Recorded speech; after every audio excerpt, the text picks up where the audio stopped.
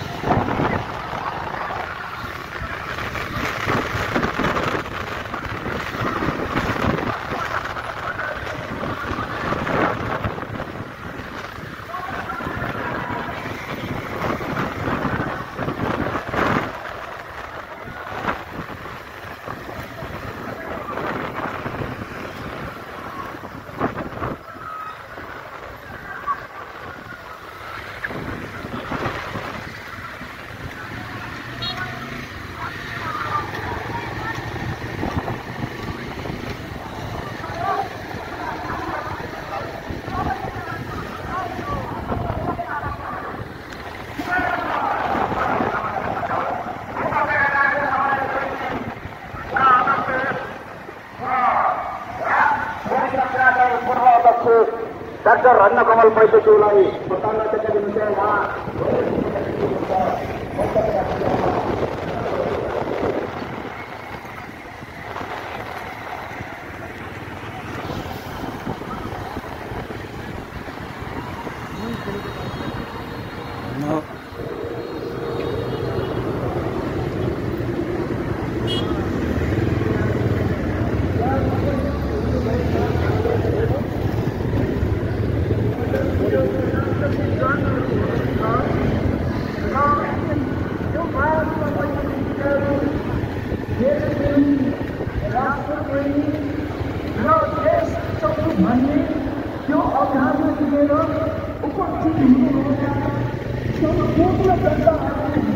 नमस्कार गर्छु तपाईहरु सबैलाई अब एउटै कुरा छोटकरीमा धेरै बोल्न त सक्दिनँ तर तपाईहरुको अगाडि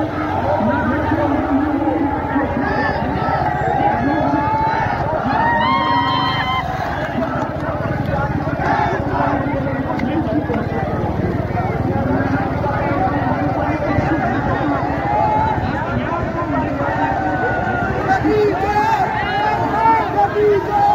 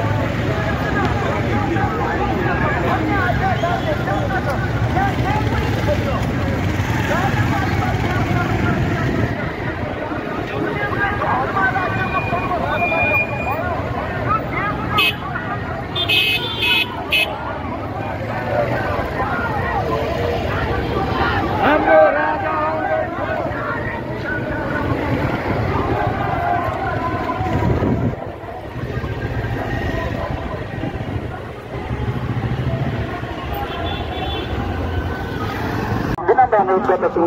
नमस्कार। म हरिहर चौलागाई जुम्ला बिदा हुन्छु। जय राष्ट्रवाद। धन्यवाद छ अनौपचारिक कार्यक्रम सञ्चालनका सञ्चालक हरिहर चौलागाई ज्यूलाई। अब हाम्रो निर्धारित समय अनुसार हामी औपचारिक रूपमा कार्यक्रमलाई अगाडि बढाउन लागिरहेका छौं। तपाईहरुलाई थाहा छ हाम्रो चारैतर्फबाट आइरहेको नागरिक जनविद्रोहका लागि आइरहेका हाम्रा जनसमुदायलाई प्रशासनले रोकिरहेको छ। त्यसको बारेमा विद्रोहको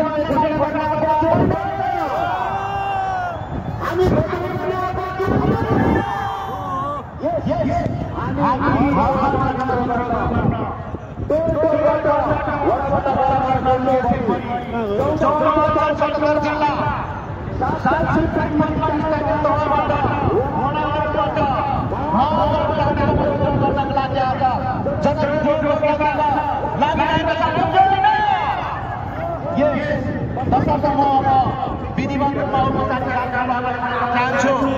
आज देशदेखि हामी भेला भएका छौँ।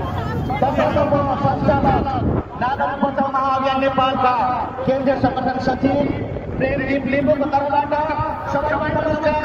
जय राष्ट्रवाद, जय नागरिक बचाउ।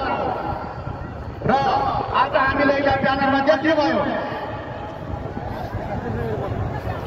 तपाईले यहाँ देख्नुभयो संयुक्त जनआन्दोलन 2081 राष्ट्र संस्था पुनर्स्थापनाका लागि संयुक्त जनआन्दोलन र एकापट्टि देखिरहनु भएको छ फर्स्ट नेपाल, फर्स्ट नेपाली।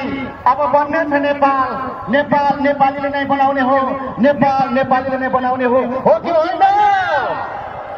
यस, हाम्रो देश नेपाल, नेपाललाई माया गरौँ। यो आज हामीले बोकेको झण्डालाई माया गरौँ, हो कि होइन?